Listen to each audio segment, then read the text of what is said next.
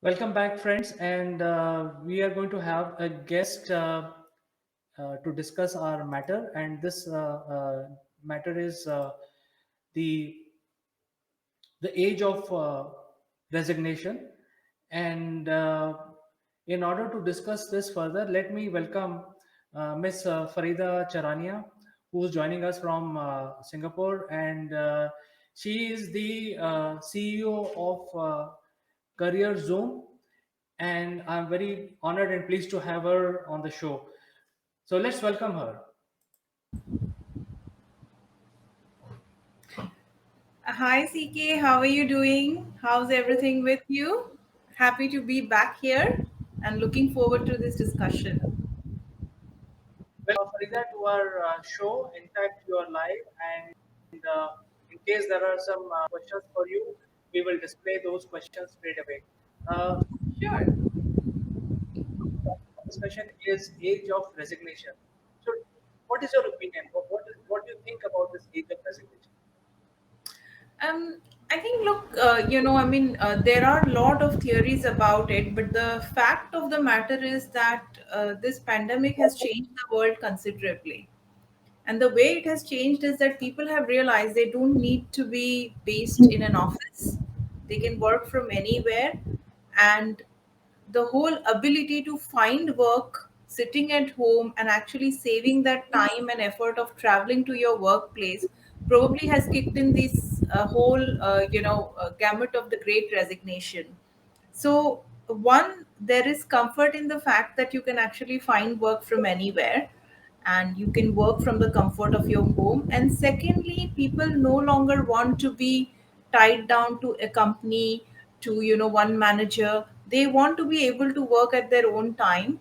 And this whole idea of not working through a structured process has probably kind of fueled this whole big resignation. And then there are other factors as well, like people don't want to be in situations where they are exposed too much and they could catch the virus because people are still scared. So there are a lot of factors, but yes, the fact is that the biggest driver is the comfort that you can actually work from home and still make the same amount of money and have a better lifestyle. I think Farida, you summarized well, and most of the gurus have already said, almost 60% people who will be working as a freelancer or in the area of the contract jobs. Uh, but it's so surprising. This is something which is not even predicted. A lot of people are submitting resignations voluntarily. So, what is going on? Since you are working in the HR across the world, you must be having an idea about what must be going on, why people are voluntarily resigning from their jobs. And any idea on this? Well, I have seen a lot of this in the last 1 year. And because, this was happening, probably this term was coined in the US because it's happening a lot in the US, and then, the whole world actually followed suit. So the thing is that what is happening is very difficult to pinpoint because there are a number of reasons, as I mentioned earlier. But the biggest driver is, I would say, the comfort that you can work from the comfort of your home at your own time. In fact, I have been seeing, an email signature line very often now from people that I work at my own times, so please do not be obliged to respond outside your working hours. I work when it suits me, so please don't be obliged to respond to me with outside your comfort hours. So I think this whole idea of being able to work at any time, I'll just kind of share an example. Earlier, if I go to the gym in the morning, it would be like chock a block. And now with the number of people who can actually use one particular place, you wouldn't actually be able to get in for some time. But now, in the recent 2 or 3 months, I can go to the gym anytime and I still see people working out. There is no quiet period like afternoons because people are not really working from offices. People are working from anywhere. So I think this whole idea, specifically, in the mid to senior level jobs, is giving people the comfort that doesn't matter where I am, I can still, make money, I can have a lifestyle. And also, this whole change has probably come from the fact that if you look at, say, few generations before us, uh, there was this industrial revolution. Probably, our parents actually worked during that time, or maybe our grandparents, depending on our audience at what age levels they are. um, and they work to put the food on the table, they work to actually, kind of uh, build build a house, and they probably spent their entire life trying to build a house. Then came the information revolution, which you and I are probably a part of, people born in the 80s, and so on. So what we did was we actually worked for a lifestyle. We worked to, not just put food on the table, because our parents took care of that. We worked to basically get a good house, and we could, actually build our properties much earlier than our parents did. The generation now, the younger people who are born, 90s and later, they don't work for that, because we have already taken care of that for them, right? So they work for lifestyle, they work for, social engagement, they want a lot more. They want a work life balance. They are not like us who work 24/7. So the younger generation, they cannot handle stress, so they don't want to be stressed out. So these are so many reasons that the younger people are quitting, because they just, probably don't want to be tied down with a company with fixed timings, etc. And slightly older people like ourselves, who are probably late 30s, early 40s, we want to, kind of just make sure that we have ample options, so we don't really need to be tied down. So there are various reasons, and then, there are some practical reasons as well. Like, for instance, hospitality industry, one, the industry is not doing very well, so it's not that people are quitting, they are actually losing jobs. But the ones who are quitting voluntarily, they don't want to be exposed, because they don't have a choice. They would actually, work in areas where people are eating without mask, and they are scared that what if they get infected. So they are quitting because of that also. So there are a number of factors, but at a senior level or a mid to senior level, I think, I actually firmly believe it's the comfort that you can work from anywhere. I think you mentioned about United States, but I think the same trend is following in China, where, as per one of the reports that I read, 40% people in China, and because of that, they are not going to scale up. At the same time, in India also, same situations, although not heard this openly, but I think it is very prevalent. Uh, the population of the world today, globally, there are three, which is US, India, and China. And availability of blue collar, white collared workers availability also in these areas. The human population and worker community, I think this is where the critical mass is. And in India, people are saying that there are some industries like hospitality, leisure, travel, uh, uh, hotels, etc., airlines. They are uh, going to a sunset. In fact, they are suffering quite badly, and also the print media. So considering all, and in the cauldron of you're seeing this every day, day in, day out. What do you think are the emerging industries, reappear as a blue collar or white collar worker after taking the sabbatical which they have decided on?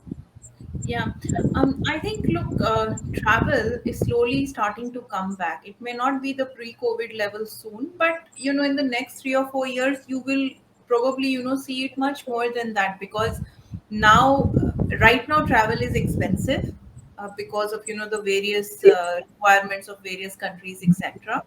But travel is coming back, because sometimes it is said, right, if you can't beat them, join them. So people are okay, they, people who need to travel, they travel. So that, the travel industry is definitely bouncing back. In fact, recently I've seen quite a few advertisements looking for, workforce in the travel industry across blue and white collar, so office workers, non-office workers. um, so this industry definitely will bounce back, and it might actually be bigger than, a few years ago, because there are so many other things which will come up during this now. Earlier you didn't really need people to kind of, you didn't need medical staff in that many kind of, numbers on an airport, but today you need it, and maybe it will become a norm. So that industry definitely is not going away. One industry, unfortunately, probably when will, not really kind of come up is the print media, because with this whole pandemic situation, I think newspapers probably, in fact, in Singapore, the local newspaper company has become an NGO now, because they are a non-profit, because they know that they will never be able to go back and retrieve that print media. So what they are doing is that they are trying to use that same collective engagement that they have for advertisements online, etc. So they are just changing the way that they make money. But print media, unfortunately, might never come back, because even bookstores are closing down. So I do see that getting impacted and probably not coming back to pre-COVID levels at any point in time. Hospitality also is like travel; it may not come back that quickly as much as travel, because again, leisure travel still is a little bit further ahead. We don't know how it's going to shape up. So, but it will bounce back. Maybe you will again have a slightly different dimension to it. Maybe the touch feel factor might just go away. You might not really have somebody carrying your bags once you land into a hotel. You might just kind of get your own cage or cart and just put your luggage and just go. It may very much become very impersonal, like the UK, where nobody actually will assist you to your room, because I think that whole touch feel experience will maybe go away. But only time can tell. This is an assumption based on past data that we have for the last couple of years.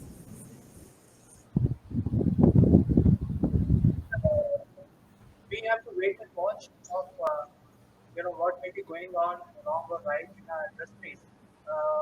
But in the sense that there are some jobs in the industry, there are jobs which are opening up, especially in the area of e-commerce. The e-commerce is doing pretty well at this point in time.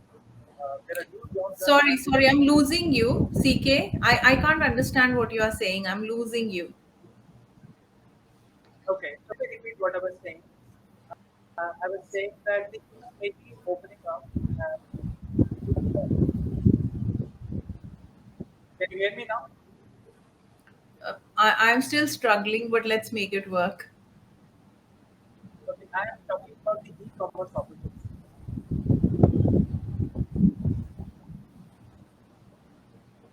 I didn't understand anything, CK. I couldn't figure out what you are saying. E-commerce, e-commerce. Yes.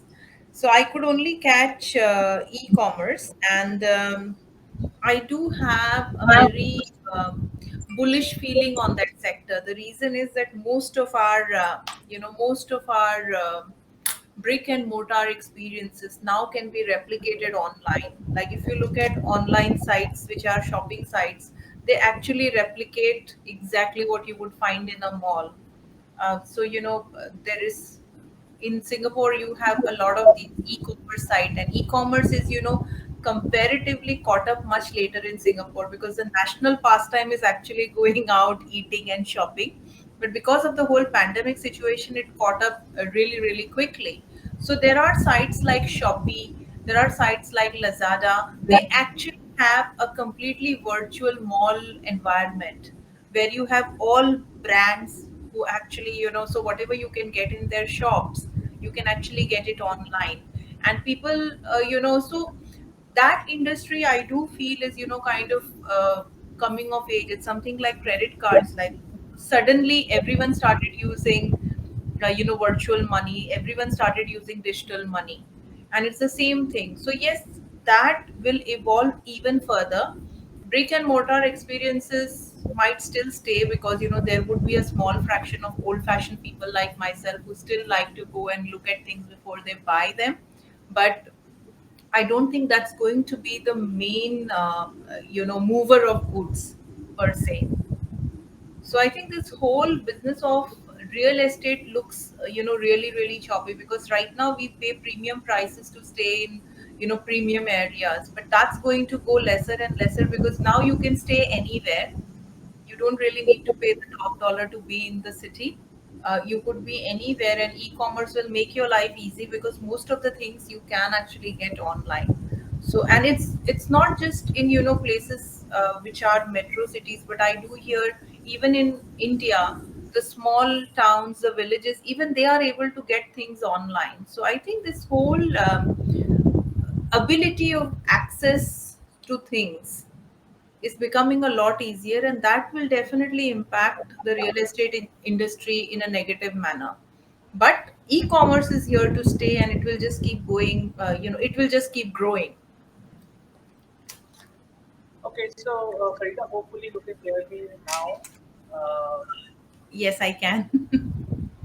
so I think let's change gear and let's talk about the human side of this thing. Um, Maybe people are resigning because they want to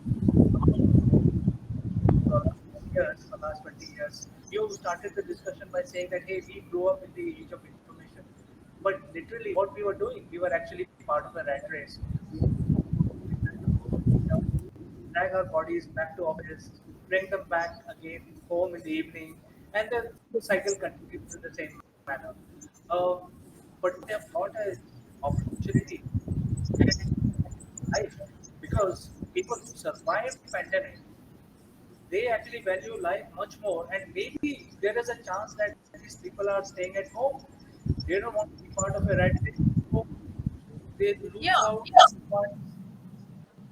No, absolutely. I agree with you. In fact, I more than agree with you, because our generation, especially, we have kind of been in that rat race, as you said. So we have struggled to even for a point percentage, we have struggled to get into colleges of our choice, get courses of our choice. We have worked like dogs during our internships. I don't think the younger generation would want to do that today. So yes, we have seen that, and we have seen the pandemic. So we value life a lot more, we value our families a lot more. And definitely, we want to be comfortable, we want to have a work life balance. And I'm sure a lot of people think this way, because uh, I relocated from London back to Singapore in the at the peak of the pandemic last April, and the biggest gratitude that I have through all of this, very challenging time, is that I was able to be with my family. I'm able to see my daughter. In fact, I was telling her today that January I might be going back to office regularly, and I'm going to miss you. But she is, just jumping out of joy that, "Mommy, please go," because at least she can play her iPad. But I think that's just in jest, because I think yes, we don't want to be part of the rat race anymore, and a lot of people probably are resigning because they know there are other options. So I think when it comes to other options, some people might probably had a passion, part of the rat race, and probably they live very well rat race. But they have passion, and now there could be opportunity for them to convert those passion that they had, like for example, painting. Yes. Somebody will like to do carpentry. Can they build a career out of this passion now, especially now?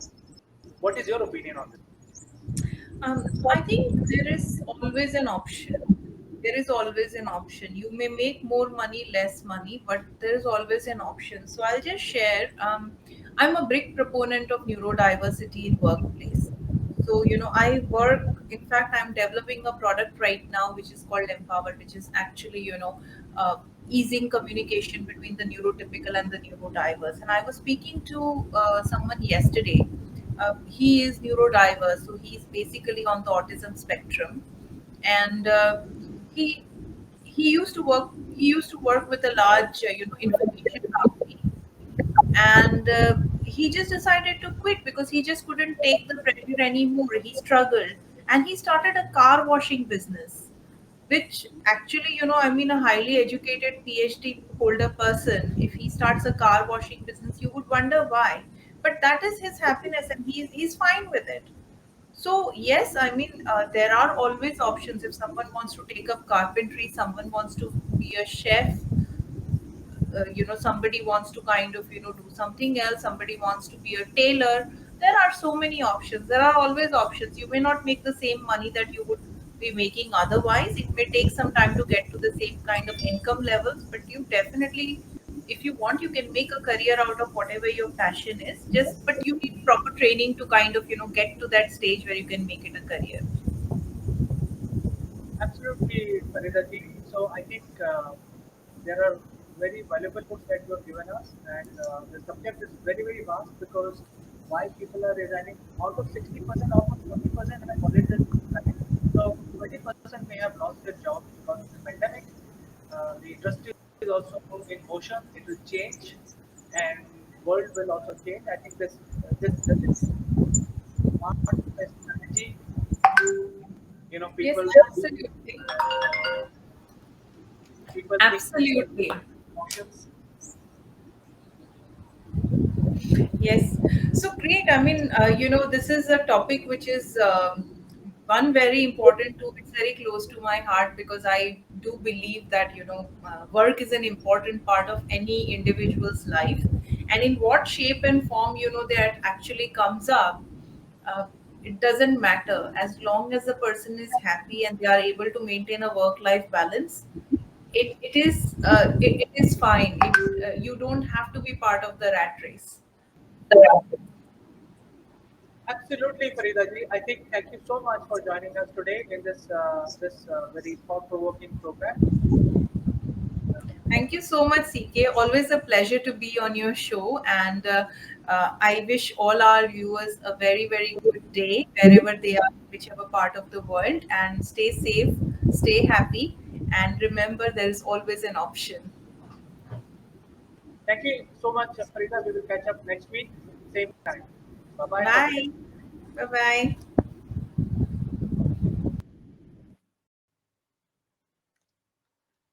So, wasn't it a thought-provoking discussion with Farida Charania? She found time in the later part of the afternoon, early evening, to join us to give us all this information, all the gyan that we need as professionals today. So it was wonderful talking to Farida, and hopefully we will catch up next week again. Meanwhile, I'll take a short break. I'll be back after just 1 minute.